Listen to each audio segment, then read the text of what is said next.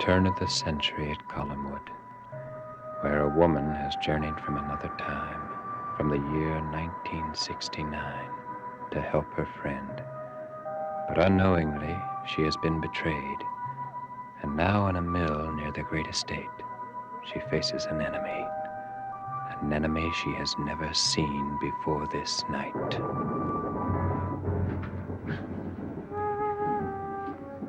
Yes, my dear. This is the source of my power. I haven't introduced myself since Aristide so kindly brought you to me. I am... Count Pitafi. Oh, my fame has preceded me, Dr. Hoffman. What do you want? You're a very direct woman. Tell me, are all women like you in your time? I'm fascinated by the future. But I'm beginning to find it rather forbidding. Everyone who has been there seems so reluctant to talk about it. Why? I can force you to tell me, you know. I dislike using force on such short acquaintance, but if I must, I will. You see, before this night is over, I intend to see what you so recently have seen. The glories of Collinwood in another time. I plan to leave this lamentable year tonight, and you will help me.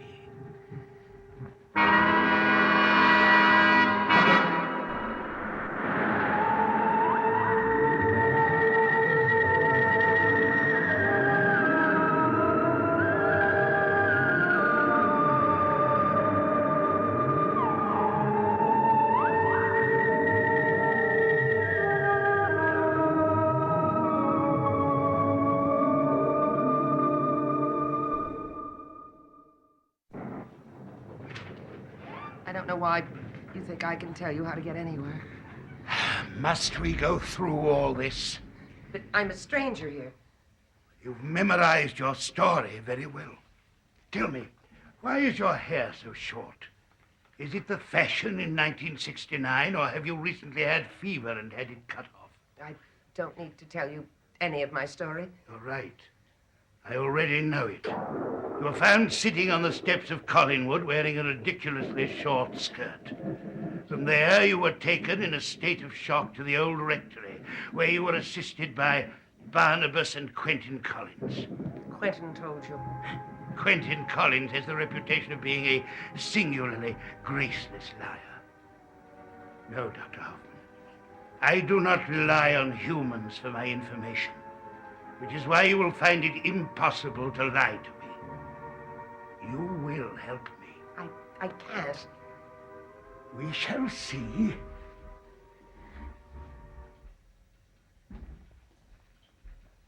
I'm afraid we shan't be able to finish our conversation now. Someone is coming, not Barnabas Collins. Don't be frightened when you find yourself unable to speak. I'll see that you can again when I want you to.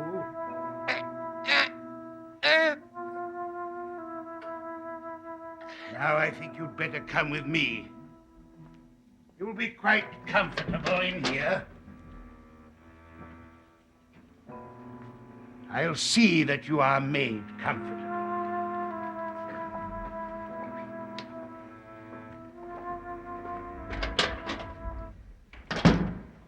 Pitafi? Charles, just a moment. Does he know that when I draw something that doesn't exist, it comes into being? I have got to find out if he knows. You must stop these impromptu visits. Why are you locking that door? It is no concern of yours. What do you want? I came here to talk about me. To talk about what I was before I met you and you met me. What were you? A decidedly mediocre painter. Look, you said the first time I met you that all I had to do was be loyal to you. I never allowed you to be disloyal. Look, I know that somehow you let me discover the talent I had. I somehow supplied the talent I found lacking. All right. All right, but when you gave me that talent, did you give me any other talents? I thought one was enough. What is all this? You don't know. I never shall unless you tell me. We are talking about Amanda Harris. No, indeed, we are not, Charles. We are not discussing romantic nonsense. Whatever mad coincidental relationship there may be between your portrait and this girl, I am not interested. Amused, perhaps, but your romantic life, Charles, does not interest me. But don't you want to know? What could there possibly be new about falling in love? Now, go home, Charles. Please. Go home and dream about Amanda Harris.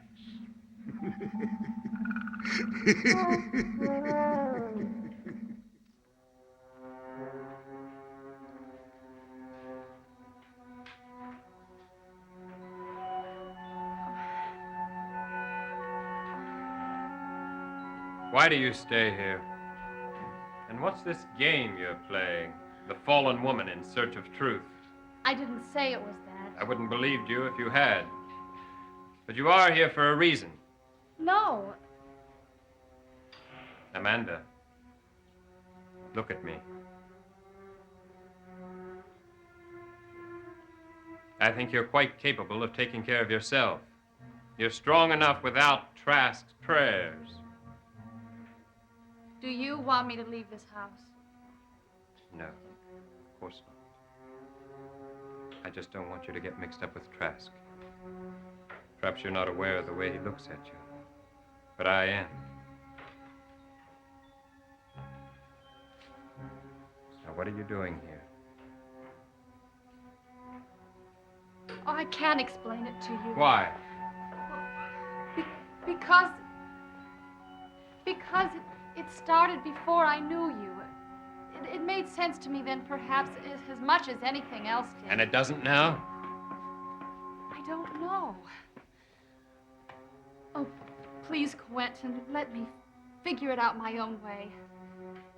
All right. I'll let you. If you meet me tomorrow night after dinner. Not here. No, away. Away from Trask's prying, huh? That's all right. In the garden? I'll try. No. None of that. Do you want to come? Yes. Yes, I want to come. Then you will. That's what I mean. I'm not going to hide the fact that we're together.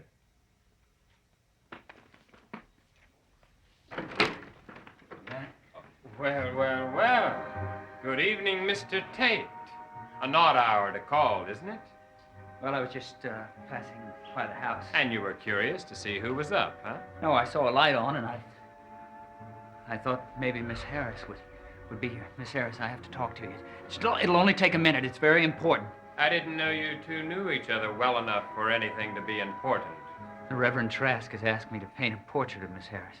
Well, this is an ideal time to discuss it, Tate. What's so important? The color of her gown? Please, Quentin, will you leave us? But I don't have any other choice, do I? Good night.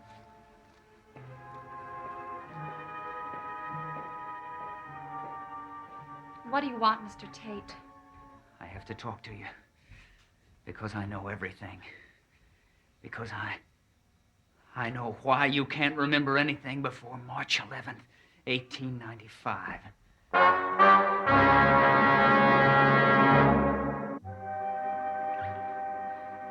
You know about me? Yes. Oh, tell me, please. Well, it's not going to be easy. Oh, please tell me. Look, the last time I saw you was here, right? And you told me that you didn't remember anything before March 11th, 1895. Well, that date meant something to me, too. But I didn't know exactly what, so I went back to my studio and I found a painting that I did on March 11th, 1895. The date was right there on the painting for anybody to see. Oh, yes, but what has the painting to do with me? Miss Harris, that painting was of you. But you didn't know me. Perhaps it's someone who resembled me. No, I painted a portrait of a face I wanted to create. A face I wanted to see. Your face. I don't know what you're saying.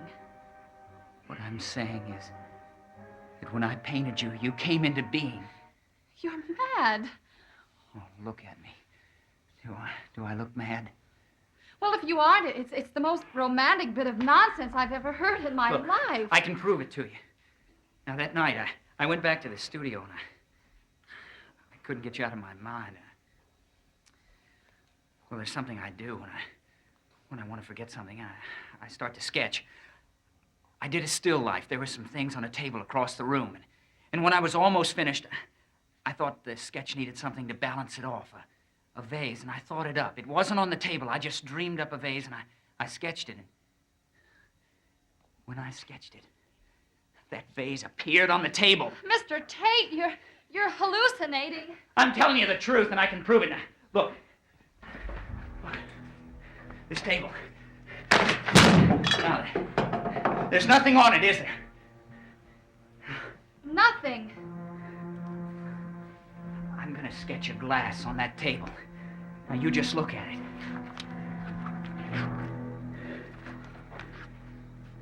Mr. Tate, I can't believe any of this.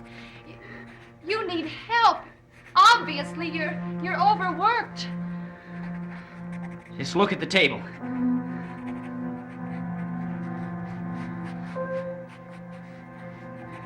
There. There now. Describe the glass that's on the table. Go on. There is no glass. No. I'm telling you, I sketched it. I don't care about your sketch. I don't want to hear any more of this. Listen, you gotta come to my studio now. You gotta see the portrait that I painted. And the brooch. I didn't even tell you about the brooch. Please, you gotta come. I don't want to. I'm telling you, you gotta come to my studio. No! Hey, what's wrong? Oh, let go of me! Tate, what'd you do to her? What I did to her started the day I met Count Patoffi. You're talking in circles. No, I'm not. You'll understand. Soon enough. I don't think so. Oh, yes, you will. You've dealt with Patoffi before. Soon you're going to be doing things that you're not going to even understand. No, you're not going to even understand yourself.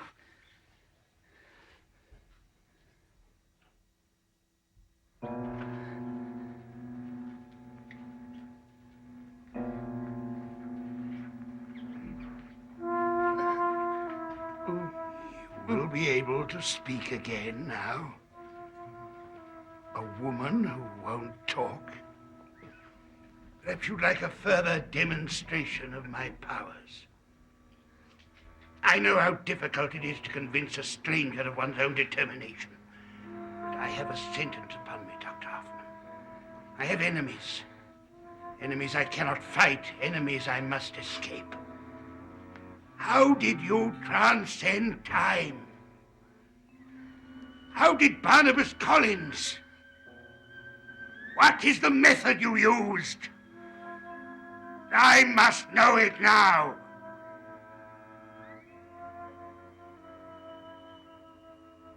Do you see this hand? Shall I pass it over your face, Julia? Then bring you a mirror? Would you like not to recognize yourself? Shall I cast a spell on you? No. No. Tell me. No. No. I Ching. Oh, that's how we came here. The I Ching.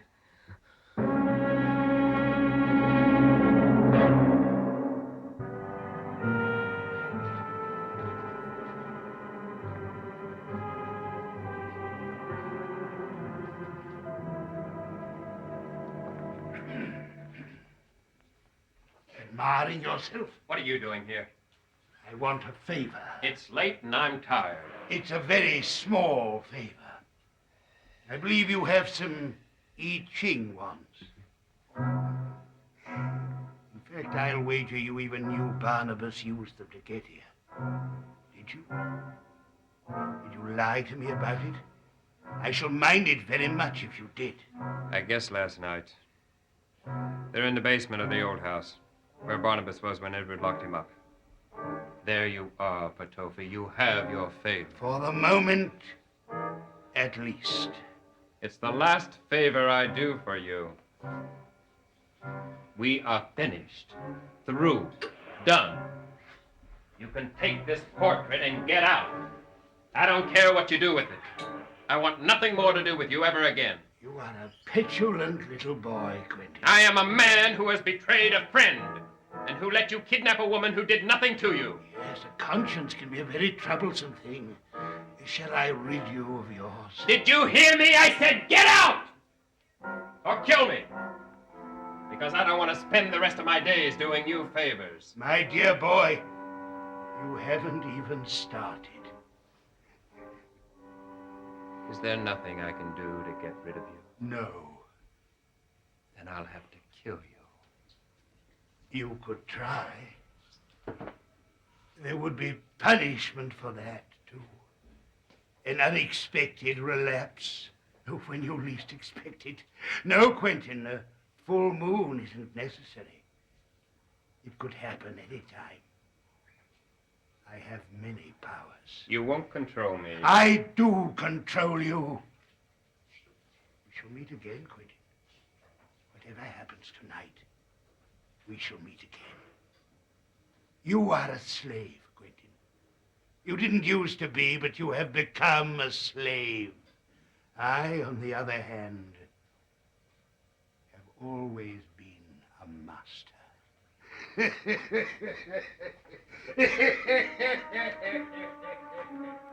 You've dealt with Patafi. Soon you'll begin to do things you can't explain, even to yourself. You've dealt with Patafi. Soon you'll begin to do things you can't explain, even to yourself. You've dealt with Patafi. No! No!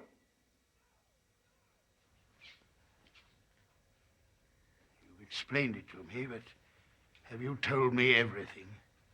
Everything I know, yes. I think I shall feel quite at home in the unknown. It's impossible for anyone who's lived as long as I have to feel very much fear. I throw the wands on the table. Yes. Now you must place them parallel. How like the Chinese to have based something so complex on a simple set of wands. They will form one of 64 hexagrams. Which is this one in the book? It's the third one, the Kuhn hexagram. What does it signify? There will be great progress and success. Oh, excellent. The character Kuhn shows how a plant struggles with difficulty out of the earth, gradually rising above the surface. That is quite perfect. But the top line, it's divided. The horses of the chariot are obliged to retreat. There are weeping tears of blood. You'll hear no more. We shall begin now. If there is any bloodshed here tonight, it will be yours. Aristide stands guard outside the door. One move from you and he will kill you, do you understand? Yes. You can sit down now and and begin to concentrate on the hexagram. Concentrate deeply enough, you will see a door. The hexagram will be on the door. The door will open, and your astral body will journey through it. Yes. Into another time. I will make it happen.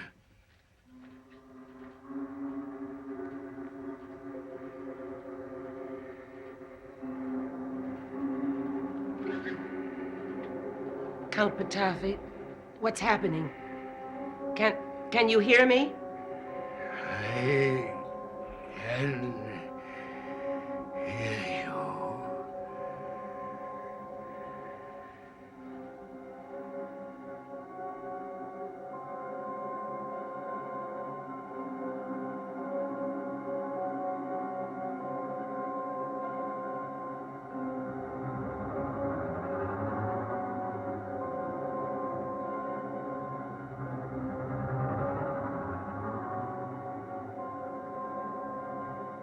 I see the hexagram. And the door. And beyond it lies the future.